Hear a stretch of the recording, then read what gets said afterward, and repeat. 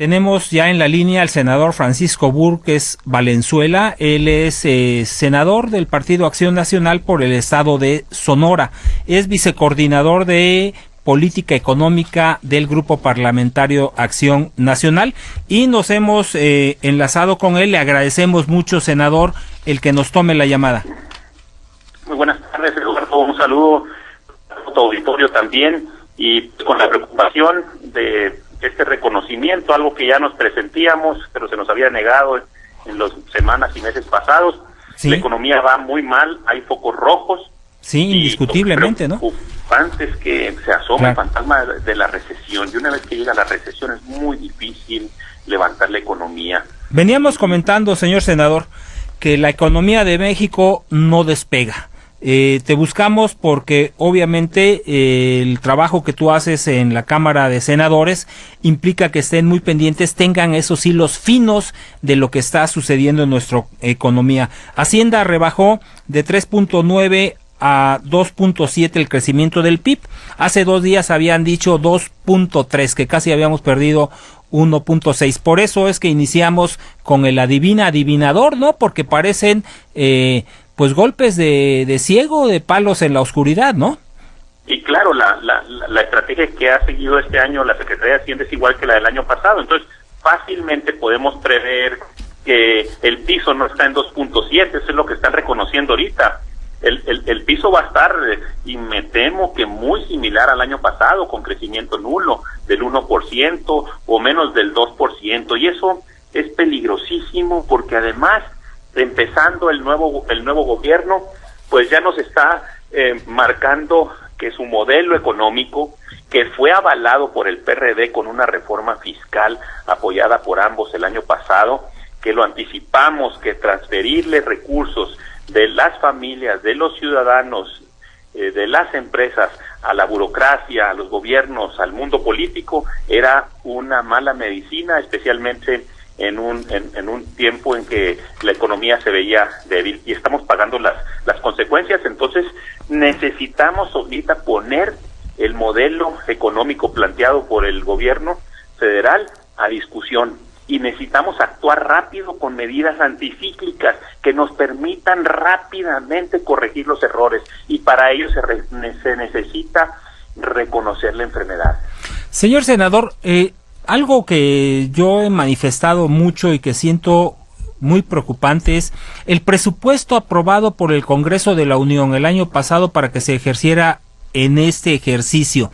El Ejecutivo no ha echado a andar el motor que representa el gobierno federal para que veamos el dinero circular y el crecimiento posible. Pese a que Fernando Aporte Rodríguez dice que pues no estamos en una situación de recesión o estanflación, pero muchos grupos, tanto políticos como empresariales, han manifestado su preocupación y los números de INEGI, eso es lo que dicen. ¿Qué hay que hacer desde el Senado de la República y del Congreso de la Unión para que el Ejecutivo eche a andar el motor que necesitamos para que salgamos con impulso real? Qué curioso, es que ahí está la raíz del problema. El motor de una economía no puede ser el gobierno, tampoco puede ser los impuestos y los endeudamientos. Que eso sería lo ideal, pero la realidad de México es que vivimos del petróleo y de los impuestos que se cobran, ¿no? Y de la inversión extranjera. La economía la deben de hacer los ciudadanos, las empresas, y a ellos les tienes que cobrar pocos impuestos, no meterles muchas regulaciones.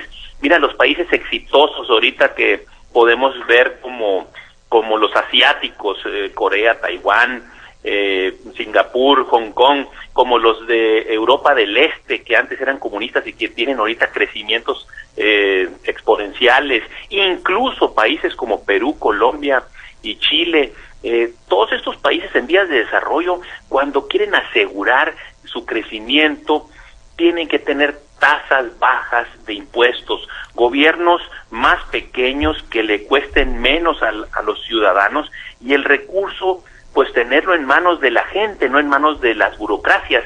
Y en ese sentido los impuestos no pueden ser más allá del 20%, y aquí en la reforma fiscal del año pasado ya fue la gota que derramó el vaso, el 35%. 35%, porque además de esa manera incentivan el que busquen la evasión o la elusión fiscal, ¿no? Si fueran impuestos cómodos de pagar, todo el mundo aportaría, y mientras más grande la masa, más fácil recaudar los dineros que se necesitan para mover el aparato administrativo. Pero estoy viendo datos en el que el crecimiento, por ejemplo, a nivel internacional, se estima que el crecimiento no superará el 2%, que va a andar del orden del 1%, cuando Hacienda está reportando y está ajustando su estimación al 2.3%. La pregunta es, ¿qué debemos hacer los ciudadanos y ustedes como representantes de los gobiernos de los estados en el Pacto Federal? ¿Qué van a hacer y qué están haciendo, senador? Mira, nosotros pensamos que hay que hacer unas acciones inmediatas, contracíclicas, que permitan restablecer y reconocer a la sociedad civil como el motor de la economía. El primer punto de esta propuesta es una contrarreforma fiscal para reducir impuestos a las familias y a las empresas, para que consuman quienes son dueños de ese recurso y para que inviertan quienes verdaderamente pueden generar empleos de manera sustentable, que son las empresas y el autoempleo.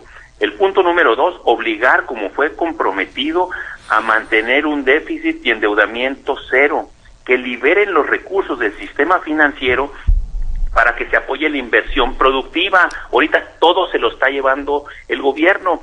En Chile, por ejemplo, que es un país que está teniendo altos crecimientos, que ya tiene un ingreso per cápita del doble que México en tan solo 20 años, está con el 90% del PIB, es el tamaño del recurso financiero para financiar al sector productivo. Y en México andamos en el 25%, de ese tamaño es la brecha. ¿Y por qué? Pues porque el recurso en México se lo lleva el gobierno. Pero la pregunta está, ya se lo llevó el gobierno, ¿en dónde lo están gastando? Porque aquí en México no está entrando ese recurso. Si lo estuvieran gastando en el país, ya se hubiera activado la economía, senador. ¿En dónde lo están gastando? Es burocracia, la burocracia, y aquí va el tercer punto, es eliminar funciones y gastos no imprescindibles para el gobierno. Pero si lo estuvieran dejando, senador, si lo estuvieran dejando aquí, por ejemplo, las gentes que están trabajando para el gobierno federal se estarían comprando casas, y vamos que la industria de la construcción está completamente comprimida y no arranca porque tampoco hay dinero circulando. Por eso pregunto yo, ¿dónde está el dinero? Me voy a llevar el otro punto, que es el de la corrupción. O sea, mientras el país no te cuente con, y su gobierno no cuente con la confianza de los ciudadanos de que los recursos van a ser honestamente administrados, pues nos vamos a saber y vamos a tener todas esas dudas. El 16% del presupuesto de este año son nuevo endeudamiento. ¿Y quién va a pagar ese nuevo endeudamiento? La próxima generación, la generación de nuestros hijos. Entonces, pues yo también me pregunto, ¿dónde está ese dinero? Por eso el modelo que plantea el PAN, y por lo que nos opusimos al PRD y al PRI a esta reforma fiscal, es que el dinero tienes que mantenerlo en manos de quien es su legítimo propietario, quien sufre y suda para ganarlo. Es sentido común, Eduardo. Que en sentido estricto es el pueblo mexicano, nada más que vemos que el mismo petróleo lo ponen en manos extranjeras para que ahí desarrollen tecnología y productos que nos vienen a vender. Yo ponía la comparación, es como si tuviéramos naranja, vendemos las naranjas para que nos vengan a vender el jugo, ¿no? Ahorita somos dueños supuestamente del petróleo, todos los mexicanos. Es un monopolio del gobierno que pues importa la mitad de la gasolina del extranjero, y luego también de lo que sí somos exportadores es de gente buena para trabajar. En las últimas 2 décadas han salido cerca de 15 millones de mexicanos a buscar y a encontrar oportunidades que en su propio país no encontraron, pero el potencial de México está allí. Entonces necesitamos un modelo económico donde la burocracia pese más y que no se cobre tantos impuestos a muy poca gente. Claro. Senador, pues te agradezco muchísimo. Bueno, no sé si la información o el que nos abra los ojos de lo que está pasando, pero vuelvo a reiterarte la invitación para que nos acompañes en este espacio. Te prometo gracias, que vamos a buscar mucho más espacio para ir al fondo, al punto crítico de la información. Te agradezco mucho el que nos hayas tomado Eduardo, la llamada. Y te anticipo por último que vamos a los grupos parlamentarios en el Senado y en la Cámara de Diputados del PAN, vamos a buscar y citar al secretario de Hacienda para actuar rápido ante esta amenaza. Pues ahí está, te agradezco mucho y le vamos a dar seguimiento a esa información. Hasta pronto. Es el senador Francisco Búrquez Valenzuela, él es del Partido Acción Nacional, es senador por el estado de Sonora. Le agradecemos mucho el que nos haya dado esta información.